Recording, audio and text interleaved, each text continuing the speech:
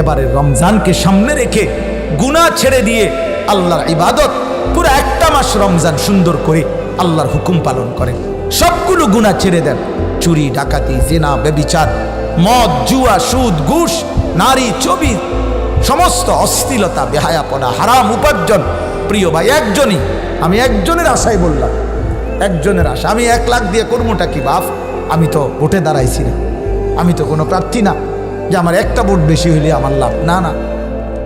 অতএব আমি একজনের জন্য বললাম, একজনও যদি বদলে যান, নিজের জীবন সুন্দর করে এইবারে রমজানে যদি আপনি টার্গেট নিতে পারেন যে আল্লাহ তোমারে সাক্ষী রেখে ওয়াদা দিলাম মাওলা, এই রাত গভীরে আল্লাহ আমি ওয়াদা করছি নিজের দিলে যে আমি গুনাহ ছেড়ে দিব, আমি নিজের জীবন সুন্দর করব, তাহলে একটা মাস রমজান যদি আমরা কদর করি, আল্লাহর কসম গুনাহ ছেড়ে দিয়ে আল্লাহর হুকুম পালন করবেন। পুরাটা মাস নামাজগুলো 5 ওয়াক্ত ঠিকমতো আদায় করেন, পুরা মাস রোজা আদায় করেন, পুরা মাস 20 রাকাত তারাবি প্রতিদিন গুরুত্ব দিয়া পড়েন, ইফতার করেন, সাহারি করেন, শেষ দশকে মসজিদে ইতিকাফ করতে চেষ্টা করেন, সবে কদরের রাত্রিগুলোতে দোয়া কান্নাকাটি করে চোখের পানি ফেলে অঝরে কাঁদেন, জিকির তেলাওয়াত করেন, গুনাহ থেকে বাঁচেন। আল্লাহর কসম আল্লাহ ওয়াদা দিছে, লাআল্লাকুম তাত্তাকুন, 1 মাসেই বান্দা আমি তোমারে মুত্তাকি বানিয়ে দেব, আর মুত্তাকি হলেই 1 মাসের মধ্যেই তুমি জান্নাতি। হাসরের ময়দানে বলবেন, উম্মত আমি 23 বছর কেঁদেছি তোমাদের জন্য, আমি 23 বছর কষ্ট করেছি, তায়েফের রক্তে আমার শরীর রক্তাক্ত হয়ে গেছে, উহুদের দান করা শহীদে আমি উহুদের ময়দানে পড়েছিলাম, আমি পেটে ক্ষুধার কষ্টে 2টা পাথর বেঁধেছিলাম। উম্মত আমি জানতে চাই, উম্মত আমি আর কত কাঁদলে, কত রক্ত ঝরাইলে, কত পেটের ক্ষুধা সইলে, আর কত কষ্ট করলে তোমরা আমারে মানতা, আমার কথা শুনতা, আমাকে অনুসরণ করতা? বলো উম্মত, এটা কি আমল নামা নিয়ে আসছো যেটা দিয়ে আমি সুপারিশ করব? আমি এই আমল নামা কেমনে দেখাবো মালিকের সামনে? নবীজির সামনে আপনি যখন আমল নামা দিবেন, সুপারিশের জন্য বলবেন যে ইয়া রাসূলুল্লাহ, এই যে আনিসুর রহমান আশরাফি আমার নাম, এটা আপনি আমার আমল নামাটা দেখে সুপারিশ করেন। নবীজি সাল্লাল্লাহু আলাইহি সাল্লাম দেখবে পৃষ্ঠার পর পৃষ্ঠা, জিন্দিগির পর জিন্দিগি, বছরের পর বছর, মাসের পর মাস, কোনো নামাজ নাই, রোজা নাই, হালাল হারামের কোনো পার্থক্য নাই, মদ, জুয়া, চুরি, ডাকাতি, জিনা, ব্যভিচার, সুদ, ঘুষ, ওজনে কম দেয়, হারাম উপার্জন করছে, স্ত্রী বেপর্দা, ছেলে বেনামাজি, মেয়ে বেপর্দা, ঘরে রঙিন টেলিভিশন, নাচ গান, মুখে বিড়ি সিগারেট, কথায় কথায় গালি গালাজ। আহা, এটা জিন্দিগি? এটা জীবন? আল্লাহর নবী সাল্লাল্লাহু আলাইহি সাল্লাম বলবেন, উম্মত আমি শ্রেষ্ঠ নবীর শ্রেষ্ঠ উম্মত হিসাবে তুমি আমার এটা কি দিলা? তুমি আমার এত বড় বেইজ্জতি কেমনে করলা? এত বড় অপমান কেমনে করলা? আমি এই আমল নামা নিয়ে মালিকের সামনে কেমনে দেখাবো? বলেন। অতএব বাপ, ফিকির চাই, ইনসাফের সাথে ভাবেন। ওয়াল তানজুর নাফসুম মা কদ্দামাত লিগাদ। আল্লাহ বলছে, বান্দা ভেবে দেখো আজকের দুনিয়া থেকে আগামীকালকের আখিরাতের জন্য কি পাঠিয়েছো।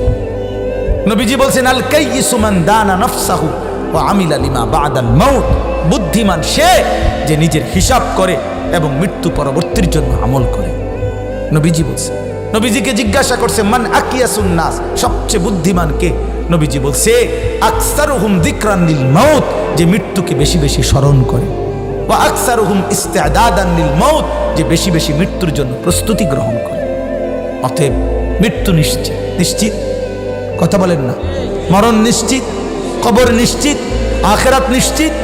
অতএব প্রিয় বন্ধু, প্রিয় বাপ, কষ্ট করেই বসছেন, কষ্ট করেই আসছেন, কষ্ট করেই ইন্তজাম করছেন। আপনাদের এই ভালোবাসা, আপনাদের এই আশা, আপনাদের এই আন্তরিকতা, এটা যেন কাজে লাগে। আমাদের সামনে মাহে রমজান, এই শেষ কথাটা হলো এটাই। যদি ভাবেন, যদি বোঝেন আসলেই আমার আখিরাত সুন্দর করা দরকার, দেখতে দেখতে আমার হায়াতের লম্বা সময় চলে গেছে দুনিয়া দুনিয়া করতে, গুনার নাফরমানিতে, আমার আখিরাত দরকার, তো ঘুরে দাঁড়ান। আরেকবার ঘুরে দাঁড়াইয়া এবারে রমজানকে সামনে রেখে গুনাহ ছেড়ে দিয়ে আল্লাহর ইবাদত পুরো একটা মাস রমজান সুন্দর করে আল্লাহর হুকুম পালন করেন। সবগুলো গুনাহ ছেড়ে দেন। চুরি, ডাকাতি, জিনা, ব্যভিচার, মদ, জুয়া, সুদ, ঘুষ, নারী, ছবি, সমস্ত অশ্লীলতা, বেহায়াপনা, হারাম উপার্জন। প্রিয় ভাই, আমি একজনের আশায় বললাম, একজনের আশা। আমি 1 লাখ দিয়ে করবোটা কি বাপ? আমি তো ভোটে দাঁড়াইছি না, আমি তো কোনো প্রার্থী না যে আমার একটা ভোট বেশি হইলে আমার লাভ, না না। অতএব আমি একজনের জন্য বললাম, একজনও যদি বদলে যান নিজের জীবন সুন্দর করে, এইবারে রমজানে যদি আপনি টার্গেট নিতে পারেন যে আল্লাহ তোমারেও সাক্ষী রেখে ওয়াদা দিলাম মাওলা, এই রাত গভীরে আল্লাহ আমি ওয়াদা করছি নিজের দিলে যে আমি গুনাহ ছেড়ে দিব, আমি নিজের জীবন সুন্দর করব, তাহলে একটা মাস রমজান যদি আমরা কদর করি, আল্লাহর কসম গুনাহ ছেড়ে দিয়ে আল্লাহর হুকুম পালন করবেন। পুরাটা মাস নামাজগুলো 5 ওয়াক্ত ঠিক মতো আদায় করেন, পুরা মাস রোজা আদায় করেন, পুরা মাস 20 রাকাত তারাবি প্রতিদিন গুরুত্ব দিয়া পড়েন, ইফতার করেন, সাহারি করেন, শেষ দশকে মসজিদে ইতিকাফ করতে চেষ্টা করেন, সবে কদরের রাত্রিগুলোতে দোয়া কান্নাকাটি করে চোখের পানি ফেলে অঝরে কাঁদেন, জিকির তেলাওয়াত করেন, গুনাহ থেকে বাঁচেন। আল্লাহর কসম আল্লাহ ওয়াদা দিছে লাআল্লাকুম তাত্তাকুন, 1 মাসেই বান্দা আমি তোমারে মুত্তাকি বানিয়ে দেব, আর মুত্তাকি হলেই 1 মাসের মধ্যেই তুমি জান্নাতি। যে মুত্তাকি সে জান্নাতি, যে মুত্তাকি সে জান্নাতি, যে মুত্তাকি সে জান্নাতি। এজন্য তুমি বান্দা, ঠিক আছে আমি 11 মাস ধরে তোমারে ডাকছি, তুমি আসো নাই, তবু আমি আমি রাগ করি নাই বান্দা, একটা মাস কদর করো, আমি আল্লাহ 1 মাসেই তোমাকে মুত্তাকি বানিয়ে দেব। 30 দিন অথবা 29 দিন, 31 দিন লাগবে না। ঈমান আমার পাসপোর্ট, তাকওয়া আমার ভিসা। ঈমান আর পাসপোর্ট আর তাকওয়ার ভিসা লাগবে, ঈদের দিন জান্নাতের ফ্লাইট হয়ে যাবে। এজন্য আল্লাহ বলছে ইয়া আইয়ুহাল্লাযীনা আমানু, হে ঈমানদারগণ তোমাদেরকে বলছি। আল্লাহ বলছে বান্দা তুমি বলছো দেখেন আমি তোমারে নামাজ পড়তে বলছি, তুমি না কইলা তুমি মুসলমান, তুমি কইলা কেন? তুমি বললা লা ইলাহা ইল্লাল্লাহ, তুমি মানছো দেখে না তোমারে রোজা রাখতে কইছি। তুমি কও আমি হিন্দু, আমি বলবো না তোমারে, কথা বলেন না কেন? এই বেনামাজি ছেলে তুমি বলো বেটা তুই মুসলমান কিনা বলো বেটা। যদি বলো মুসলমান তো নামাজ পড়বি না কেন? আর যদি নামাজ পড়তেই না পড়াই সিদ্ধান্ত, তাহলে নাফরমান প্রকাশ্যে বলে দে বেটা আমি হিন্দু বেটা, আমি বৌদ্ধ, আমি ইহুদি, আমি খ্রিস্টান, আমি নাস্তিক, আমি মুরতাদ, বলে দে বেটা। তাহলে তোরে আর বলবে কে বেটা? তোরে আর নামাজ পড়তে বলবে কি? তো খোলামেলা করে ফেল। মুনাফিকের কি দরকার? কাগজে লিখলা ধর্ম ইসলাম, সেজদা দাও না কেন? তাহলে কোন লজ্জায় লিখলা ভোটার আইডি কার্ডে, জন্ম নিবন্ধন সনদে, পাসপোর্টের তথ্য লিখলা কেন ধর্ম ইসলাম? তুমি সেজদা দিবা না তোমার সিদ্ধান্ত, তুমি হালাল খাইবা না তোমার সিদ্ধান্ত, তুমি আল্লাহকে মানবা না তোমার সিদ্ধান্ত, তো লা ইলাহা ইল্লাল্লাহ বলো কেন? মুহাম্মাদুর রাসূলুল্লাহ বলো কেন? বলেন।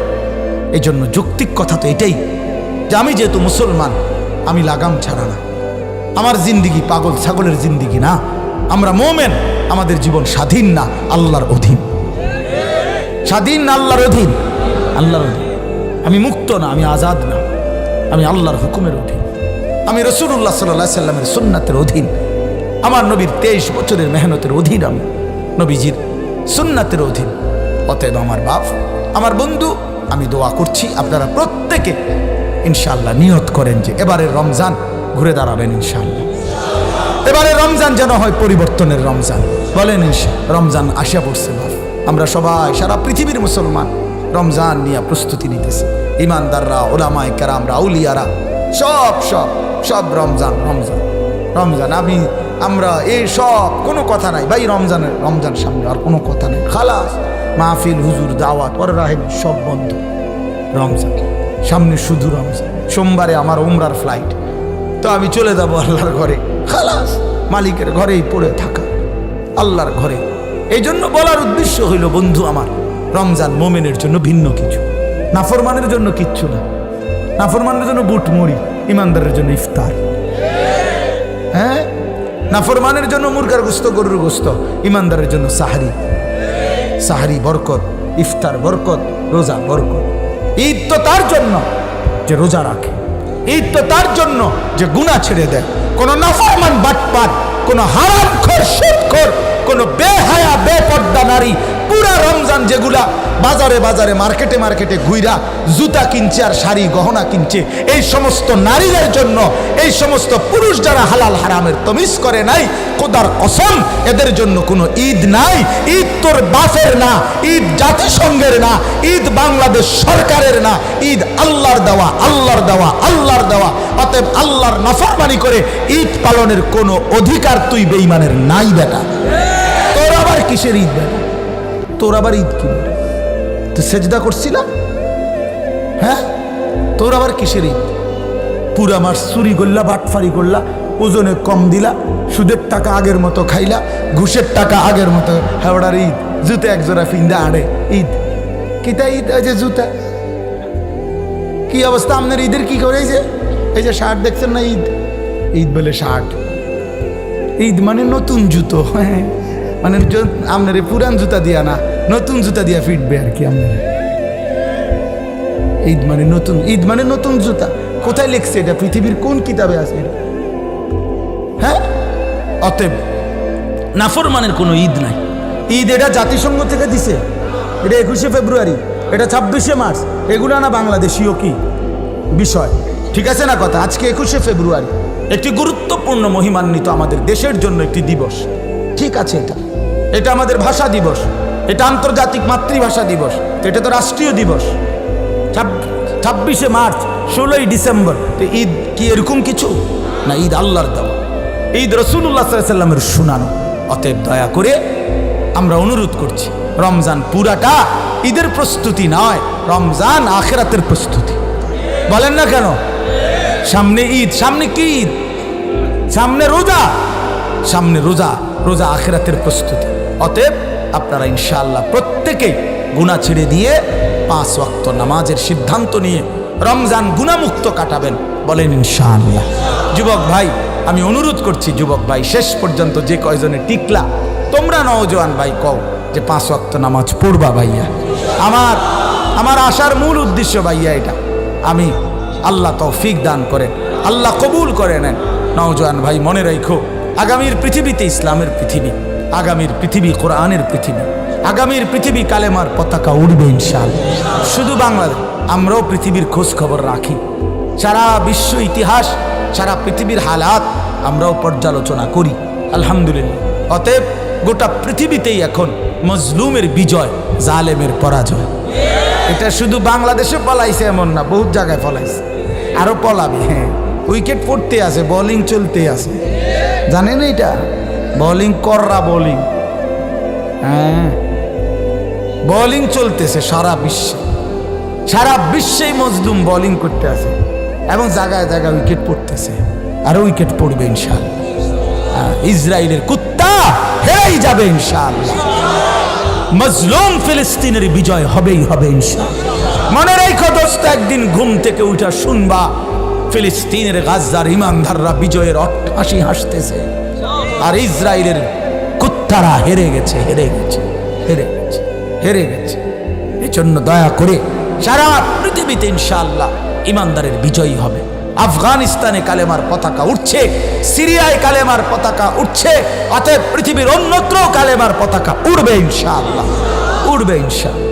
এজন্য দয়া করে কিশোর নওজোয়ান ভাই নষ্ট হইও না, চরিত্রহীন হইও না, আখলাক বরবাদ করো না, তাই তো দাজ্জালের সামনে টিকতা না, ইমাম মাহাদিকে চিন্তা না, আখেরাত বরবাদ করো না, নিজের ঈমান শেষ করে দিও না, আখেরাত নষ্ট করে দিও না, নষ্ট করে দিও না। এই নারী ছবির পিছনে জিন্দিগি শেষ করে, যে মেয়েটার জন্য তুমি আজ 6 বছর ঘুরতেছ, এ ফালতু, ফালতু। যার সাথে বিবাহ বহির্ভূত সম্পর্ক, এটা সম্পর্ক না, এটা জেনা, এটা বেবিচার। বিবাহ বহির্ভূত যে কোনো রকমের সম্পর্ক, সেটা জেনা বেবিচার, সেটা জেনা বেবিচার, হারাম। আর হারামের মধ্যে সুখ হয় না, হারামের মধ্যে কি আসে না? সুখ হয়, সুখ হয়। আমি ব্যক্তিগতভাবে জানি ভাইয়া, অসংখ্য অগণিত যুবক আমাদের সাথে সম্পর্ক আছে, আমার জিন্দিগি নওজোয়ানদের জন্য, ফিকির নওজোয়ানদের জন্য, দিবা নিশি ফিকির করি। এজন্য আমরা তো শুনি কি হালাত, আহা ভাইয়া কষ্টের জিন্দিগি হবে। হারাম নারী সুখ দিবে না, বেহায়া নারী সুখ দিবে না, বেপর্দা নারী ইজ্জত দিবে না, সুখ দিবে না। আল্লাহ আমাদেরকে বুঝার তৌফিক দান, আল্লাহ আমাদেরকে কবুল করে নেন। আজকের এই মাদ্রাসায় মারকাজুদ দাওয়া কাশিফুল উলুম মাদ্রাসা আল্লাহ তাআলা কবুল করেন। অনেক কষ্ট করে ফিকির করে মাদ্রাসাটা চালাইতেছে। হ্যাঁ, আমার ভাই জুবায়ের ভাই বলছেনও আপনাদের কাছে সবাইকে নিয়ে মাদ্রাসা করতে চাচ্ছে। তো আমরাও চাই মাদ্রাসার একটা স্থায়ী জায়গার ব্যবস্থা হোক, মাদ্রাসায় আরও ছাত্র বাড়ুক, মাদ্রাসায় আরও উস্তাদ বাড়ুক, ইনশাআল্লাহ আল্লাহ তাআলা কবুল করে নেন। মাদ্রাসার প্রতিবেশী ভাই মাহবুব অসুস্থ, মুহতামিম সাহেবের চাচা মারা গেছেন, দোয়া চেয়েছেন। তার আম্মু খুব অসুস্থ, দোয়া চেয়ে। আল্লাহ সবাইকে কবুল করেন। যারা ইন্তেকাল করেছেন আল্লাহ